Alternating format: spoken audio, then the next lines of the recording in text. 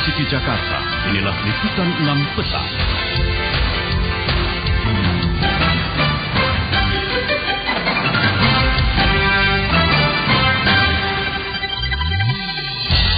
Aksi unjuk rasa menuntut Wali Kota Kendari, Sulawesi Tenggara mundur berakhir ricuh.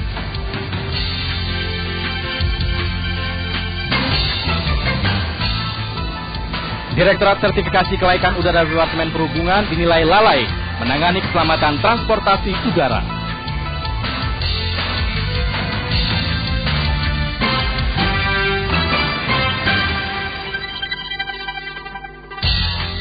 Selamat petang saudara, bagaimana kabar Anda di hari ini? Liputan 6 petang untuk edisi Rabu 26 Maret 2008 kembali menemui Anda.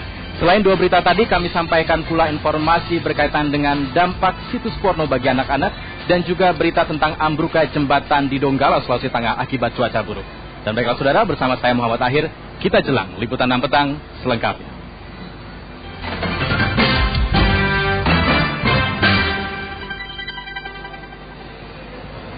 Saudara, hujan deras selama 2 hari membuat sebuah jembatan di Kabupaten Donggala, Sulawesi Tengah ambruk.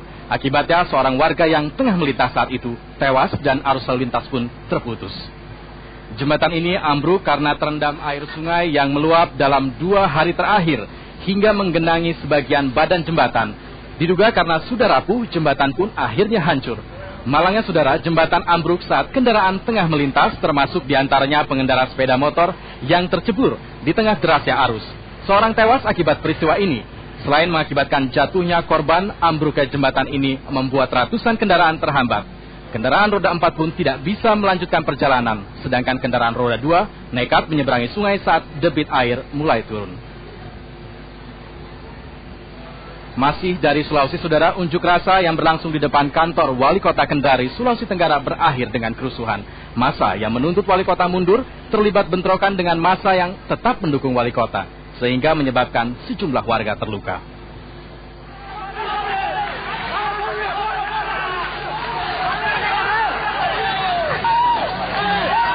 Kejar-kejaran dan saling lempar batu antara ratusan pengunjuk rasa dan massa pendukung Wali Kota Kendari, Asrun, ini terjadi di depan kantor Wali Kota.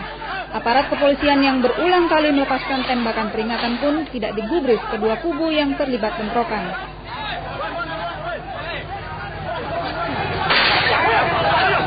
Ini apa nih? Akibat insiden bentrokan ini, sejumlah warga termasuk seorang pedagang kaki lima wanita yang ikut berunjuk rasa terluka akibat lemparan batu. Apa yang kena deh? Apa yang kena? Dilempar batu. Siapa yang lempar deh? Nggak tahu. Siapa yang lempar? Apa yang lempar? Apa yang Wali Kota? Pendukung siapa? Dalam beberapa hari terakhir ini, ratusan pengunjuk rasa yang terdiri dari pedagang kaki lima, anggota LSM dan mahasiswa berdemo menuntut Wali Kota Kendari, Asrun, mundur dari jabatannya. Para demonstran menentang kebijakan Asrun yang kerap menggusur PKL. Aksi ini dihadang ratusan pendukung Wali Kota hingga bentrokan pun terjadi. Demikian laporan Arwan Ganda Saputra dari Kendari, Sulawesi Tenggara. Dari Jakarta, saudara, ratusan massa Forum Betawi Rempuk atau FBR hari ini menuntut pemerintah menurunkan harga-harga kebutuhan pokok yang terus melambung tinggi. Demo seperti ini yang meminta pemerintah menurunkan harga sering terjadi belakangan ini.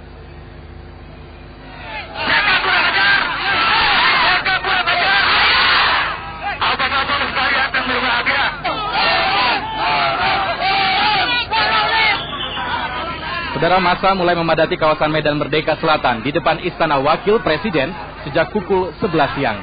Demonstran menuding pemerintah tidak sensitif terhadap penderitaan rakyat karena kenaikan harga-harga ini semakin membuat masyarakat terjepit.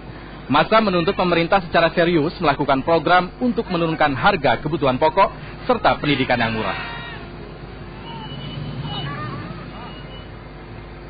Setelah ribuan rakyat Yogyakarta berunjuk rasa mendukung penetapan langsung Sultan Hamengkubuwono ke-10 dan Pakualam ke-9 sebagai gubernur dan wakil gubernur DIY, hari ini Sri Sultan angkat bicara.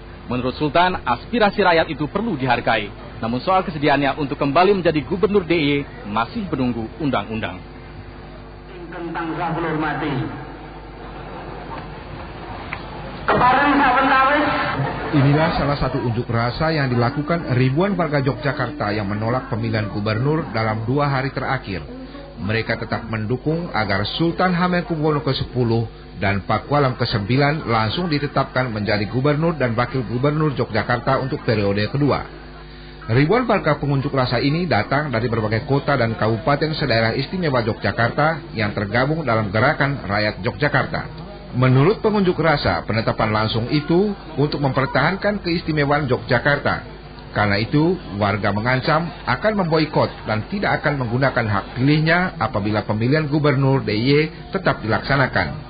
Menanggapi tuntutan warga ini, Sri Sultan tidak bisa memberikan jawaban yang tegas. Saya memang Sultan sampai saya mati. Terkait dengan anu dari gubernur lagi nih. Itu nantilah, lihat aja undang-undang. Monggo bareng. Dukungan warga Yogyakarta ini membuat Sri Sultan dilema. Jika dukungan itu diterima, maka ia dipastikan menjadi gubernur DIY untuk periode kedua. Namun, dengan demikian peluangnya untuk menjadi presiden RI tertutup sudah. Padahal sejauh ini, menurut hasil survei beberapa lembaga, Sri Sultan termasuk calon presiden yang cukup populer. Demikian Ferry Aditri melaporkan dari Yogyakarta. Beralih ke Jawa Timur, saudara, kasus bentrokan berdarah di Alas Tlogo, Pasuruan mulai disidangkan di Pengadilan Militer 3 Surabaya. 13 anggota marinir diajukan sebagai terdakwa dengan tuduhan melakukan tindak kekerasan yang mengakibatkan 4 orang meninggal dan 8 lainnya mengalami luka-luka. Dalam sidang ini juga didengarkan kesaksian dari 3 warga yang menjadi korban penembakan. Sidang kasus Alas Tlogo Pasuruan mulai digelar di Pengadilan Militer 3 Surabaya.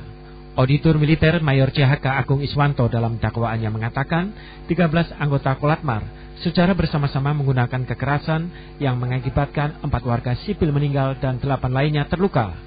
Sidang juga mendengarkan keterangan 3 saksi yang menjadi korban penembakan. Atau sudah sempalan tembaga ya, apa namanya, besi. Sidang kali ini juga dihadiri Kepala Desa Alas Tlogo dan sejumlah warga. Mereka berharap agar sidang berlangsung adil. Seperti diberitakan, 4 warga Alas Tlogo meninggal dunia dan 8 lainnya luka-luka menyusul bentrok antara pasukan marinir dengan warga yang demo pada 30 Mei 2007 lalu. Mereka memprotes jika lahannya digunakan tempat latihan marinir.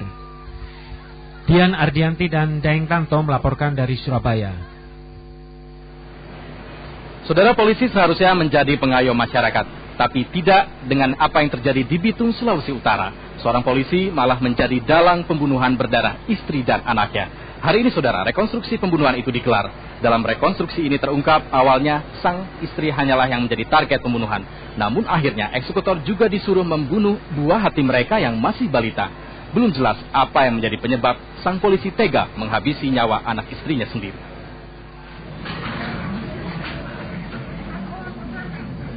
Reka ulang kasus ini adalah yang kedua kalinya, menyusul tertangkapnya tersangka rojak di Sidrap, Sulawesi Selatan beberapa waktu lalu.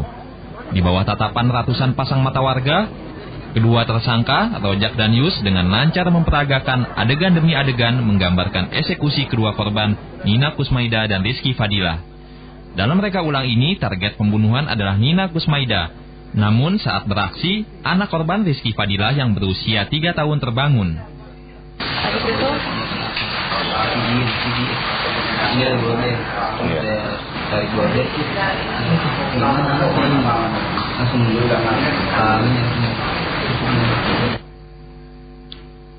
Ironisnya, ayah korban, Bribtu Ali Marjuni yang diperankan seorang petugas justru mengisyaratkan tersangka Rojak untuk turut menghabisi balita malang itu.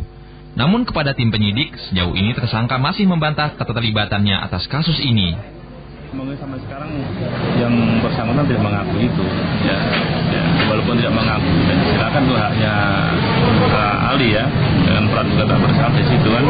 Itu, namun demikian kita sebagai penyidik kan dengan keterangan saksi-saksi maupun petunjuk yang ada. Tangis histeris Bribtu Ali Marjuni, anggota Polantas Polres Bitung dipelukan Kapolda Sulawesi Utara Brigjen Jeki Ulini hanyalah sandiwara. Keterlibatan Bribtu Ali Marjuni, anggota Polantas Polres Bitung, terungkap berdasarkan pengakuan tersangka Rozak. Kasus itu sendiri menggemparkan warga perkampungan Wangurer, Bitung. Kusnaini dan Rizky ditemukan tewas mengenaskan di kamar tidur dengan tubuh penuh luka terkena senjata tajam. Hingga kini polisi masih mendalami motif tersangka membunuh istri dan buah hatinya. Aldrin Arif melaporkan dari Manado, Sulawesi Utara.